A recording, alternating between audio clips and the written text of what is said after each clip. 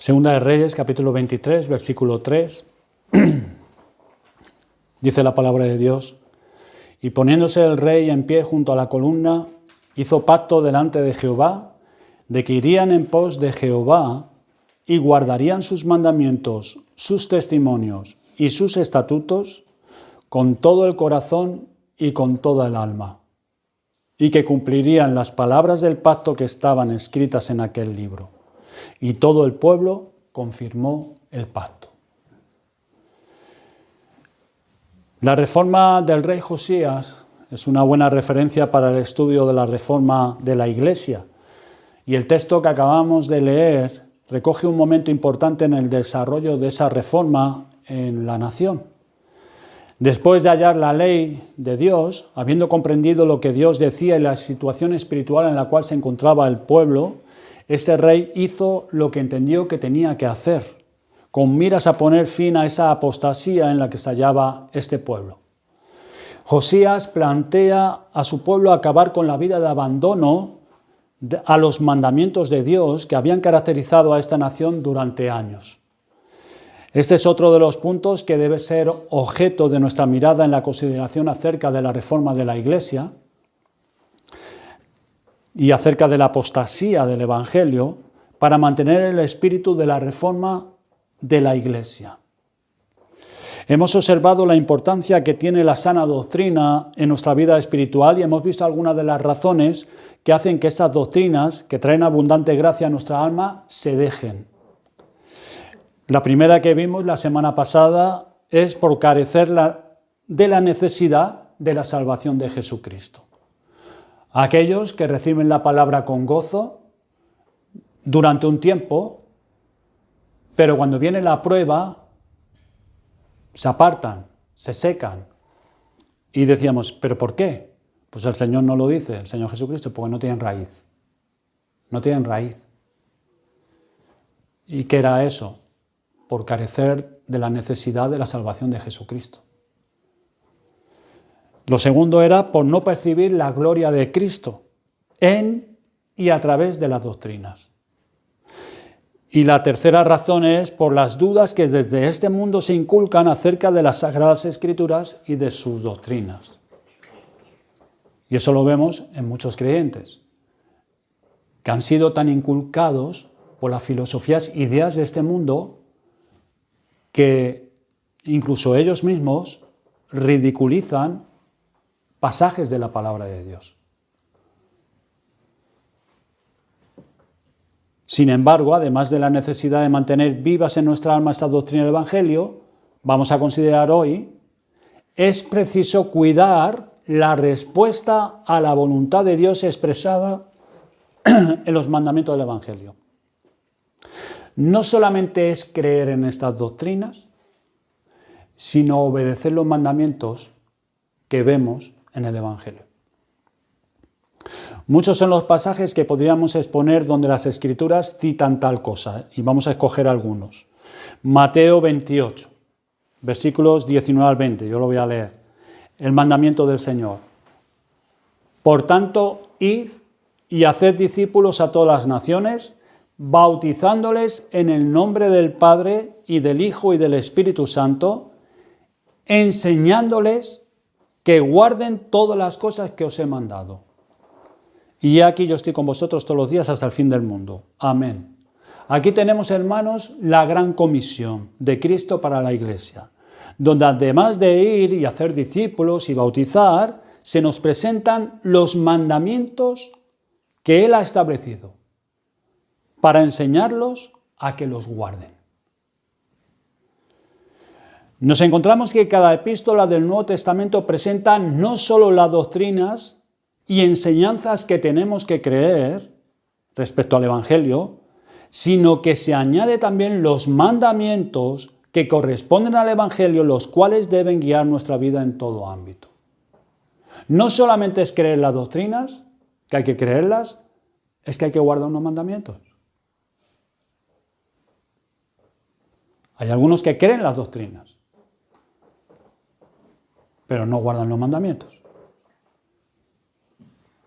Siendo esto uno de los grandes e importantes cometidos que Cristo nos ha encomendado, nos encontramos con pasajes como 2 de Timoteo, versículos 3 del 1 al 9. Pablo escribe a Timoteo diciendo, debes saber esto, que en los postreros días vendrán tiempos peligrosos.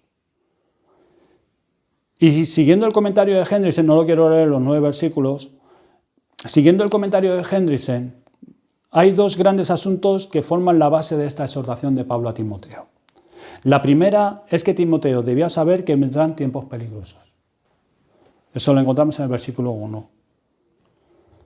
Lo segundo es que tenía que tener cuidado con ciertas clases de personas, que son las que harán que estos tiempos sean peligrosos.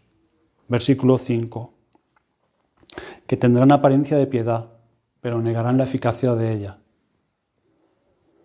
Entre estas dos referencias se desarrollan todos los detalles que están en el medio, desde el 1 al 9. ¿Cuándo esto toma lugar? Estamos viendo la apostasía. ¿Cuándo todo esto toma lugar? El tiempo cuando todo esto toma lugar, versículo 1, son los postreros días. Que no es una referencia lejana, pues ya Timoteo podría ver sus consecuencias. Por eso le escribe Pablo. ¿Qué tiempo comprende estos postreros días? Pues es el tiempo que corresponde después de Cristo y antes de su segunda venida. Después de Cristo, Cristo ya ascendido y glorificado hasta su segunda venida. Nosotros estamos en los postreros días. Ellos ya estaban en los postreros días también, porque el Señor había sido glorificado. Es por eso que ya Timoteo tiene que cuidarse, porque esa clase de hombres ya los tendría ante sí. Por eso le dice en el versículo 5 al final, a estos evita. Ya los tenía entre ellos. Con esta descripción Pablo no está presentando a Timoteo la situación de la sociedad en general, sino la clase de ideas y corrientes que se van a ver dentro de las iglesias y algunos de ellos pretendiendo ser cristianos. Pero, ¿cuál es la característica común de esta clase de personas? El problema dominante lo tienen con los mandamientos del Evangelio. Los ponen a un lado.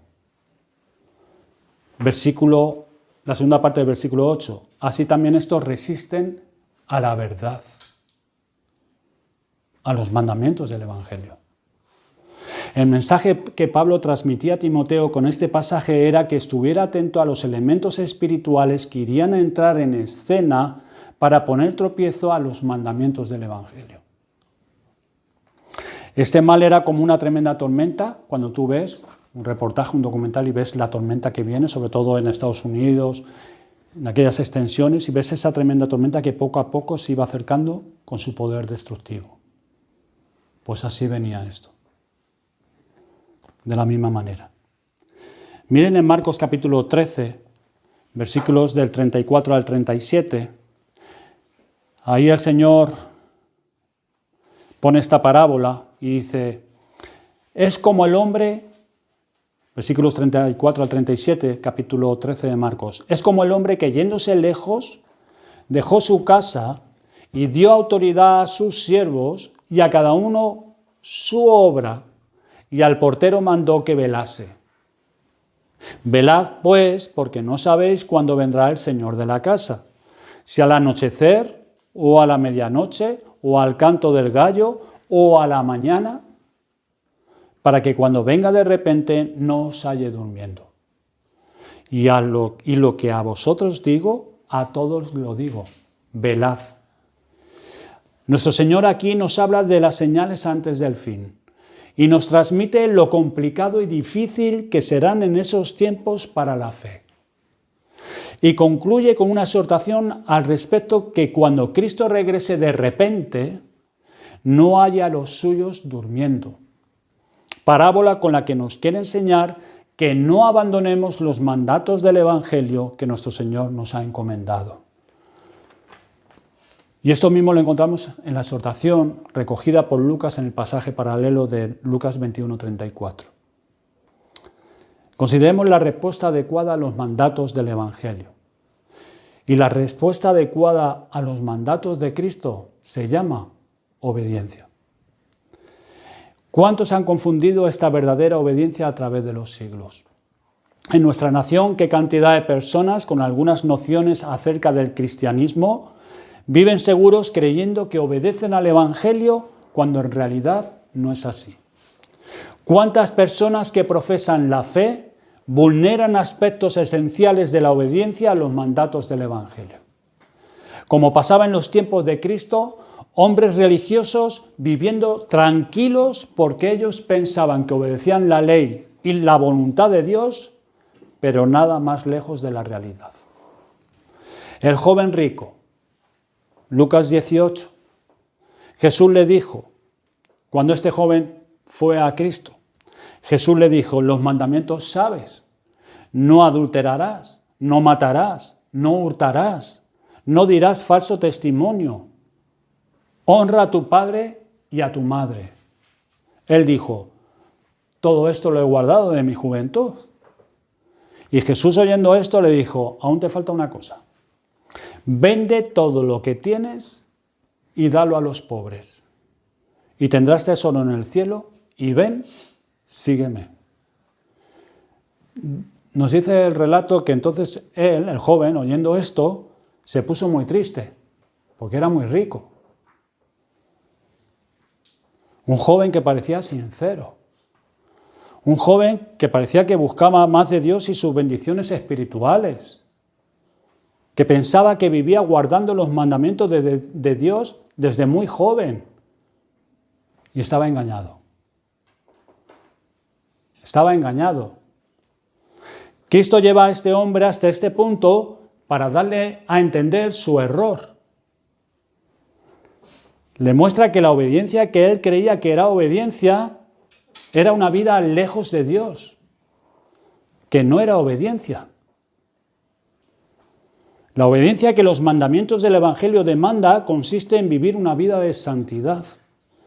Ser santos en toda vuestra manera de vivir. Primera de Pedro 1, versículos 14, 15, si quieren vayan allí.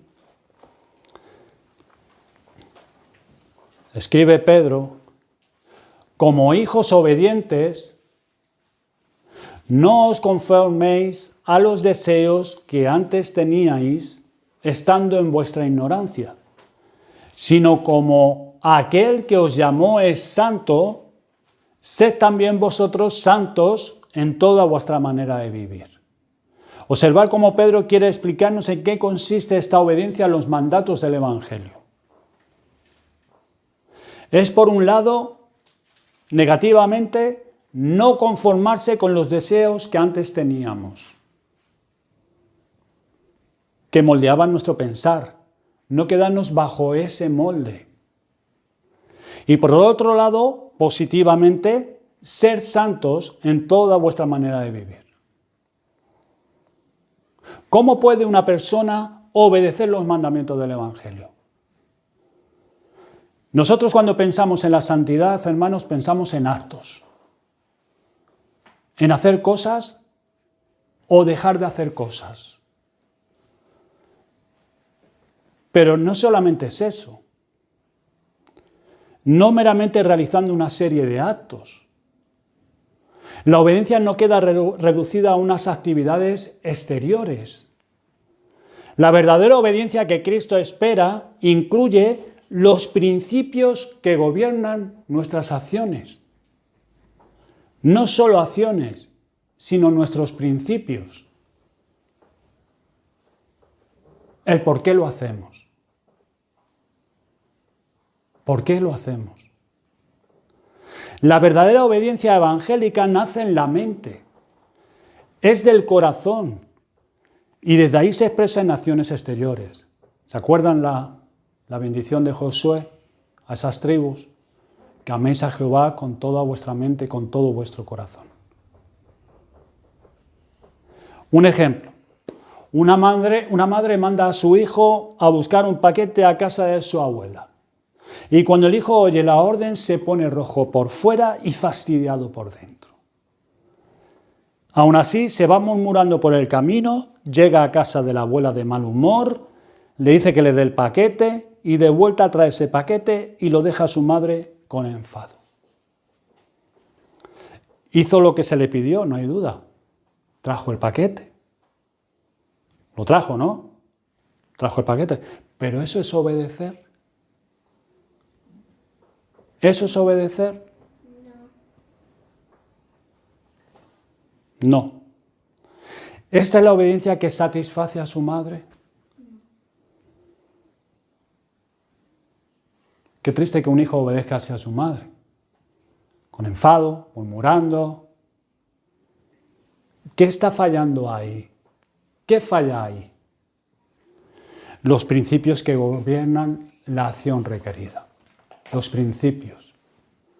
Algunos padres pueden quedar satisfechos con que su hijo le traiga el paquete.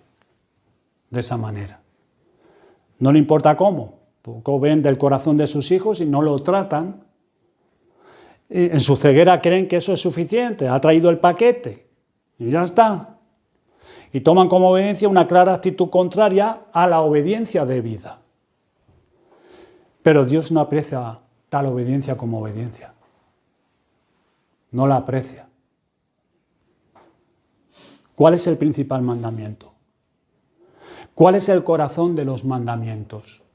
Pues el que hallamos en la palabra de Dios. Amarás al Señor tu Dios con todo tu corazón, con toda tu alma, con toda tu mente y con todas tus fuerzas. La obediencia que Dios espera y requiere de todos nosotros es una obediencia de amor. De amor. Que nace desde la mente y desde el corazón. La obediencia a los mandamientos del Evangelio es la que viene de un corazón renovado, regenerado, corazón nuevo, una mente nueva. La corrupción del corazón es nuestra, hermanos, en parte por la presencia del pecado en nosotros. Al entrar ha hecho que la parte más profunda de nuestro corazón, la misma fuente de nuestros deseos, disposición y motivos, esté contaminada. Ahí están asentados deseos y males, como explica Génesis 6:5, donde podemos leer: y vio Jehová que la maldad de los hombres era mucha en la tierra, y que todo designio de los pensamientos del corazón de ellos era de continuo solamente el mal. Lo cual hace que no nos sujetemos a la ley de Dios. Que con ese corazón ni queramos ni podamos obedecer a Dios en lo que nos manda como Él quiere. Y que una enemistad constante hacia Él esté presente en nuestra alma, como podemos ver en Romanos 8:7, que dice que el hombre natural no puede sujetarse a la ley de Dios. No puede, es que no puede, ni quiere. Y si hay algo que levante más esa oposición nuestra hacia Dios, son sus mandatos, sus mandamientos. Por eso hay hombres que se engañan a sí mismos pensando que solo con acciones ya pueden responder a los mandatos del Evangelio, sin que sus mentes estén sujetas a Dios, ni su corazón movido por amor a Dios. Solo con acciones. Por ejemplo, el joven rico. Es preciso la obra de la regeneración espiritual, recibir un nuevo corazón o nacer de nuevo, como lo enseña claramente Cristo en Juan 3:3. Pues esta es la única manera con la que el hombre puede darle a Dios la obediencia que Él pide, naciendo de nuevo. Una definición de regeneración del puritano inglés Stephen Charnock dice así: es un fuerte y poderoso cambio traído al alma por la obra eficaz del Espíritu Santo, por lo cual un principio vital, la ley de Dios y la naturaleza divina es puesta en nuestro corazón para moldearlo, capacitándonos para actuar de una forma santa y agradable a Dios, y crecer así para eterna gloria. Es una nueva creación.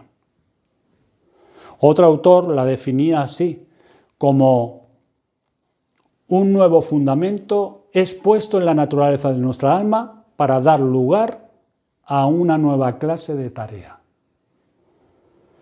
Con ese corazón nuevo es que ahora se puede amar a Dios y temerle, y aceptar su sabiduría y su bondad en su palabra, y aceptar los mandamientos que hallamos allí como santos, rectos y buenos. Con el corazón habilitado para pensar y sentir así de Dios, de su ley y mandatos, es que se puede dar a Dios la obediencia de mente y de corazón que se requiere. Pero solo así. Por eso el Señor en Ezequiel 36 dice: os daré corazón nuevo y pondré espíritu nuevo, espíritu en minúscula. Esto es la nueva naturaleza, ese principio en nosotros, y pondré espíritu nuevo dentro de vosotros y quitaré de vuestra carne el corazón de piedra y os daré un corazón de carne. Y pondré dentro de vosotros mi espíritu, el Espíritu de Dios, y haré que andéis en mis estatutos y guardéis mis preceptos y los pongáis por obra. De ahí brota la obediencia que sale de la mente y del corazón, la obediencia de amor a Dios, del reconocimiento que Él es el Señor, que es justo y bueno, al pedir y mandar tales cosas. La obediencia a los mandamientos del Evangelio es la que brota del verdadero arrepentimiento. ¿Qué es el arrepentimiento? Es esa gracia que Dios concede, por el cual el Espíritu Santo nos hace conscientes que nuestros muchos pecados, por lo que uno se aborrece a sí mismo y se humilla porque entiende ahora sus muchos errores y maldad, y con tristeza pide perdón a Dios. Pero fíjese ahora, con el sincero propósito de dejar esos caminos, y pudiéramos dejarlo así, pero no sería completo el arrepentimiento. Porque no es solamente dejar esos caminos del error y del pecado, sino para vivir ahora ante Dios haciendo su voluntad. Ese es el verdadero arrepentimiento. Para vivir ahora ante Dios haciendo su voluntad.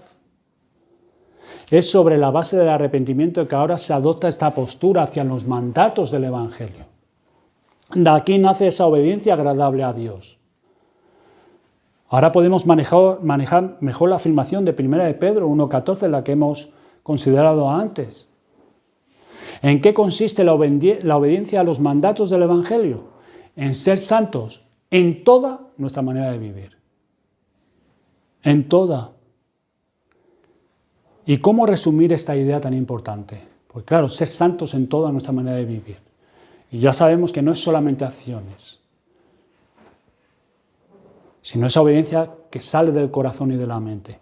Pero ¿cómo resumir esta idea tan importante? Pues mire, un teólogo, historiador y pastor que vivió entre 1830 y 1922, J. Brown, escribió: es la conformidad de mente y de voluntad de un ser viviente inteligente con el Ser Supremo, a quien de forma única y en toda su extensión le corresponde el ser santo en lo que este término significa. Y sigue: ser santo no consiste en especulaciones místicas, en fervor entusiasta o una austeridad sobre mandamientos que no han sido mandados por Dios. Consiste en pensar como Dios piensa, desear como Dios desea. Llegar a conocer la mente y la voluntad de Dios por su palabra hasta el punto que la mente de Dios vaya siendo mi mente, que la voluntad de Dios vaya siendo mi voluntad. Y así, de acuerdo a la medida de mi fe, yo voy siendo santo. Fin de la cita. Llegar a este punto. Llegar a conocer la mente y la voluntad de Dios por su palabra. Y en ese proceso es que la mente de Dios vaya siendo mi mente. Que la voluntad de Dios vaya siendo mi voluntad. Y eso es vivir la santidad. Eso es ser santo. Volvamos a nuestro joven amigo que obedeció a su madre sin esa mente y sin ese corazón. Ese niño vive, podríamos decir, con un corazón más bien gobernado por sus deseos e intereses particulares. Él está en su mundo, empleándose para sus intereses. Por eso el mandato de su madre le molesta. No tiene la conciencia del agradecimiento hacia ella, de que tiene que cooperar para el bien de su familia. No posee la mente de que él tiene que aportar a esa familia que le cuida, y es porque el egoísmo lo atrapa. El padre tendría que hablar seriamente con ese hijo, señalar su corazón egoísta, demandarle que no se vuelva a repetir, que considere todo cuanto está beneficiándose de su familia y así debe preservar el honor de su esposa. En cambio, por otro lado, está la obediencia que surge de ser santos en nuestra manera de vivir, por la obra de la regeneración y por el arrepentimiento para vida. Este hombre o mujer ya no vive pensando solo en sus intereses personales, ni en sus deseos particulares. No ve solo sus objetivos. Ahora con la mente de Cristo piensa en los intereses de Cristo, en los mandamientos justos y rectos de su palabra, que son la voluntad de Cristo, su Señor. Como hijo obediente, no quiere conformarse a los deseos que antes marcaban su vida y sus objetivos. Quiere ser santo en toda su manera de vivir, lo cual es vivir pensando con la mente de Cristo. Consideremos ahora la apostasía a los mandatos del Evangelio. Primeramente nos encontramos con aquellos ya citados que piensan que obedecen el Evangelio como el fariseo de la parábola de Lucas 18, que se consideraba que no era como los demás hombres, que era de una élite especial, y bueno. O el joven rico de Lucas 18, 21. Tanto uno como el otro representan a los que confían en sí mismos como justos, pues son personas que cumplen con unos requisitos morales y con esos actos exteriores de comportamiento creen que Dios está satisfecho con ellos. ¿Sobre qué base viven estas personas así? ¿Sobre qué base? Pues primeramente la educación recibida, la presión de su conciencia, la influencia o el temor de algunas personas. Y esto es la moralidad a la que puede llegar el hombre, y con esto los hombres pueden dar la talla de lo que el hombre piensa que es bueno, pero no dar la talla ante Dios.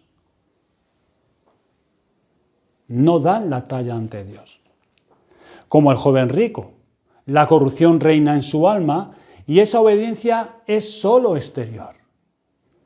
No la que procede de un arrepentimiento genuino ni de un amor a Dios y a su santa voluntad. No depende de la gracia de Dios, ni de la verdad de las doctrinas del Evangelio, sino de una educación, de una moral recibida. Y esta supuesta obediencia hace que los hombres se sientan contentos y satisfechos consigo mismos y piensen que pueden satisfacer las demandas de la justicia de Dios por una moralidad, una educación recibida, con ciertas acciones exteriores. Y esta es la clase de obediencia que hace que el hombre no venga a Cristo a buscar el perdón de sus pecados y la salvación, porque en el fondo piensa que no lo necesita, porque es bueno, porque Él ya cumple. Todo esto nos lleva a poner en peligro la verdadera obediencia a los mandatos del Evangelio. Conformarse en actos exteriores,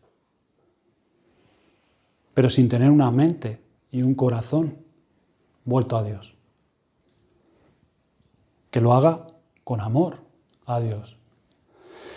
Por otro lado, dentro de los que profesan la fe, puede prepararse un patrón de desobediencia a Dios cuando no se cuida lo expuesto en 2 Corintios capítulo 7, versículo 1, lo cual podemos leer allí. Así que, amados, puesto que tenemos tales promesas, limpiémonos de toda contaminación de carne y de espíritu, perfeccionando la santidad en el temor de Dios. Perfeccionando la santidad en el temor de Dios. Tratando con nuestras almas.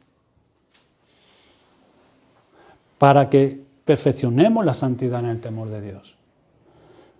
Recuerden que la santidad de Dios es ir pensando y deseando lo que Dios piensa y desea. Esto es, conociendo la mente y la voluntad de Dios por su palabra, de manera que tales cosas vayan incorporándose para que yo piense y desee de la manera que Dios quiere. De ahí la exhortación en Romanos capítulo 12, versículo 2. No os conforméis a este siglo, sino transformaos por medio de la renovación de vuestro entendimiento para que comprobéis la buena voluntad de Dios. La transformación de nuestra mente para ir respondiendo a los mandatos del Evangelio, pero con el corazón y la mente involucrados, no acciones. Si no hay tal progreso en santidad, no se está respondiendo a los mandatos de la voluntad de Dios. Consideremos el patrón de obediencia planteado en Tito capítulo 2, versículos 2, 3, 6, la vida que se requiere en el creyente, que ya lo veremos más adelante, tiene que ver con adquirir la mente de Cristo. Y hacia ahí tenemos que ir. Nos dice allí en esos versículos, tanto hombres como mujeres o aquellos que desean el obispado, pero a todos los creyentes, no solamente los hombres que quieren el obispado aún más, pero es todos los creyentes, serios, sobrios, prudentes. Pero si somos serios, sobrios, prudentes en unas cosas, en ciertas cosas de, por ejemplo, la adoración, somos serios, somos prudentes, sobrios, pero luego en las conversaciones habituales, en el trabajo, en otros ámbitos somos demasiado chistosos, precipitados, con muchas bromitas y con cosas picantes. ¿Esa es la mente de Cristo?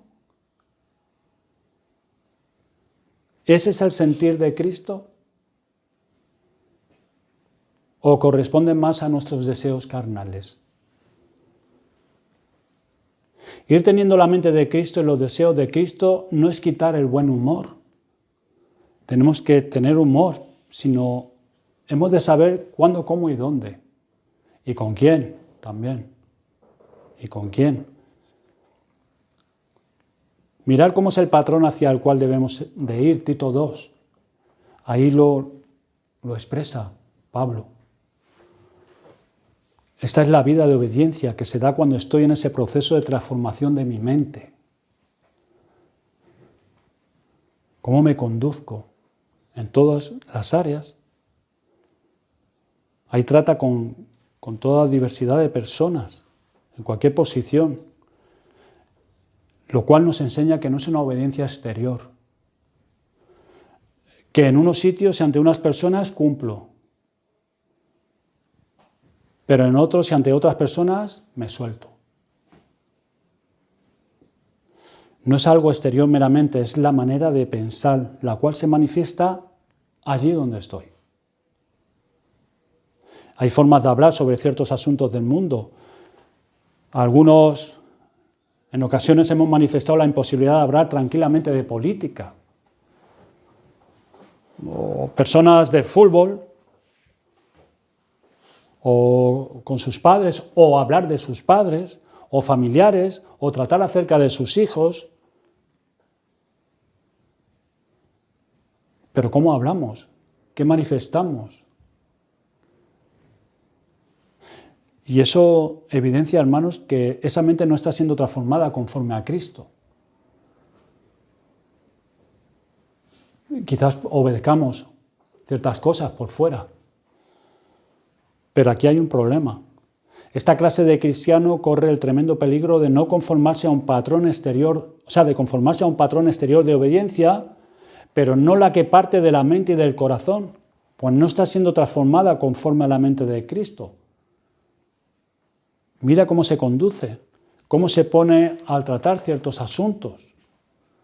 Y eso es algo que nos tenemos que examinar a la hora de cuando hablamos ciertos asuntos, cosas personales tuyas, o cómo te estás conduciendo con cierto tipo de personas.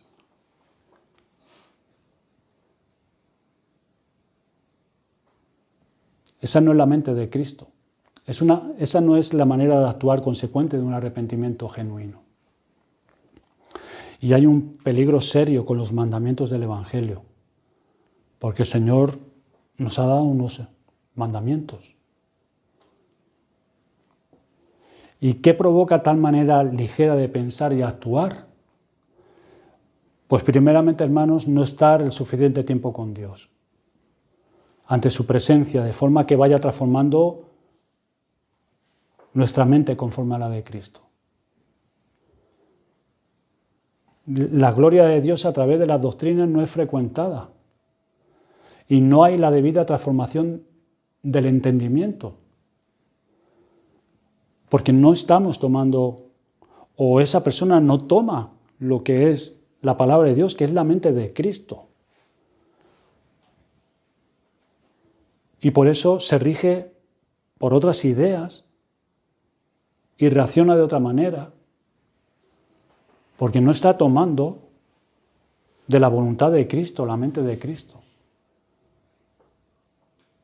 Por eso reacciona y toma decisiones a sus ideas, lo que cree conveniente. El mundo y las cosas también provoca esto, una ligera manera de pensar y de actuar. Las cosas del mundo es una influencia notoria hasta el punto que le deja pensando y hablando en esos ámbitos de acuerdo al patrón que se ve en el mundo. Por ejemplo, de la política, nuestros gobernantes, pues ¿cómo piensa el mundo? Pues bueno, ya sabemos lo que piensa el mundo de la política y de los gobernantes. Pero si nosotros tuviéramos la mente de Cristo no participaríamos de eso, porque pensaríamos como Cristo piensa.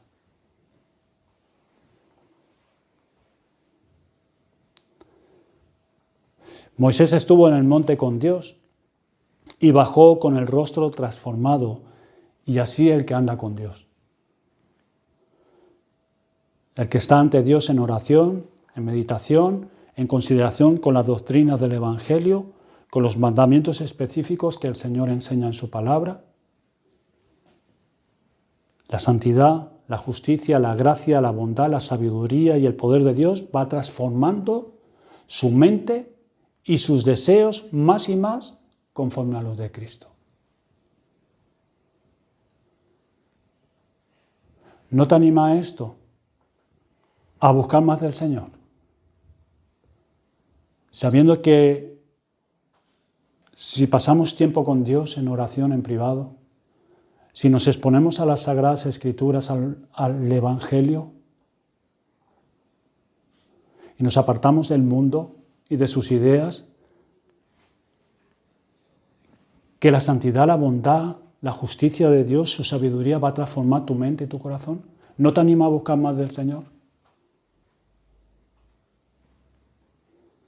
Y poder tener la mente y el corazón conforme a Cristo. Pues eso es lo que necesitamos.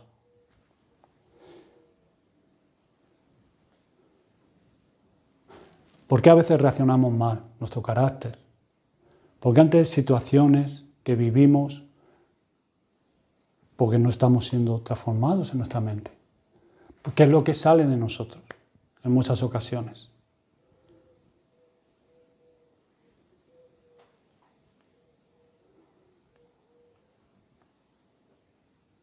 Pero hay progreso en el creyente. Hay progreso. Si se busca en estas cosas. Si se pasa tiempo con el Señor, con la lectura de su palabra, hay progreso. Puede que en algunas ocasiones reaccionemos mal, pero somos renovados en arrepentimiento. Vamos al Señor otra vez. Señor, que la próxima pueda hacerlo mejor, que pueda dar fruto, que pueda reaccionar de otra manera. y transformar mi mente, porque quiero tener la mente de Cristo, porque quiero pensar como Cristo piensa, porque quiero desear lo que Cristo desea. Hermanos, ¿cómo podemos guardarnos de la apostasía de los mandamientos del Evangelio? Pues asegurándonos que estemos andando en la obediencia que Cristo requiere en sus mandamientos. Así es como seremos guardados de la apostasía de los mandamientos del Evangelio. ¿Y en qué consiste esto? No seguir conformándonos a los deseos que antes teníamos, sino con celo y diligencia, como hizo el pueblo de Israel, cuando oyó que sus hermanos habían erigido un altar. Allá vamos, y tratar con eso. Pues nosotros igual, no seguir conformándonos a los deseos que antes teníamos, sino antes bien siendo santos en toda nuestra manera de vivir. No conformándonos con una obediencia exterior. Examinándonos. ¿Por qué hacemos lo que hacemos? ¿Por qué haces lo que haces? ¿Te has preguntado sinceramente por qué hago lo que hago? ¿Por qué lo estoy haciendo realmente?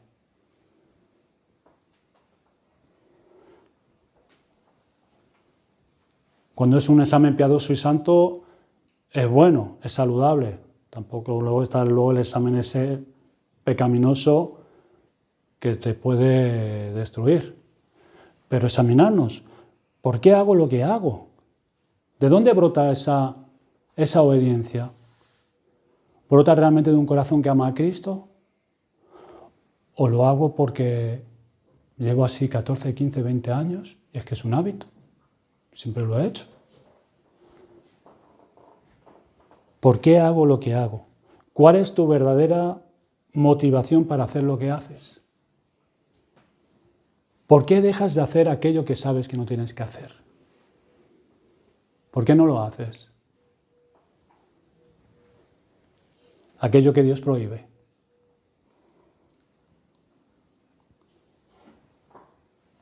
Nace de un corazón que ama a Cristo y de una mente que se renueva cada día, por lo cual desea y siente lo que Cristo siente y desea.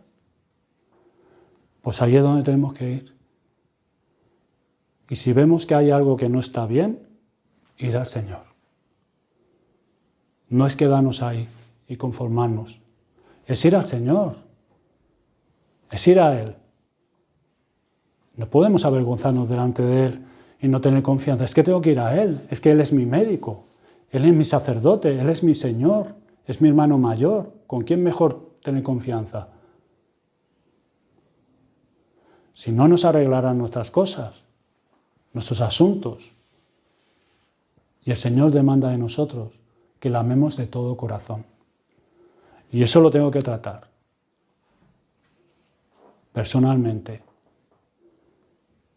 Los fariseos le preguntaron al Señor, ¿acaso nosotros somos ciegos? Y el Señor le dijo, si fuerais ciegos, no tendríais pecado. Pero como decís que veis, tenéis pecado. Pues nosotros igual. Yo me puedo avergonzar a lo mejor de mis cosas personales ante ti, ante otra persona, pero ante el Señor, pues es que no nos podemos esconder de Él. Tenemos que ir a Él. La obediencia que Dios espera y requiere de todos nosotros es una obediencia de amor, que nace desde la mente y desde el corazón. Y desde ahí podremos amar a Dios con todo nuestro corazón, con toda nuestra mente, con todas nuestras fuerzas y con toda nuestra alma. Podamos